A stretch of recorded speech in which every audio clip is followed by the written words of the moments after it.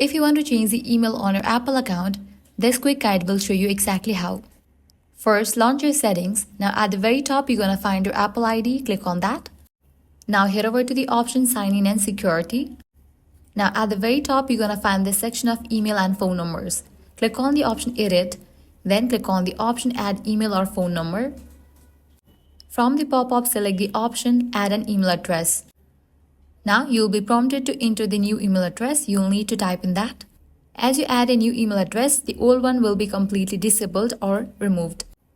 After you type in new email address over here, you'll be getting verification code. You'll need to type in that verification code. Once you complete this process, you'll be good to go. New email address will be added in your Apple ID. If you have enabled stolen device protection, you'll need to verify your Face ID.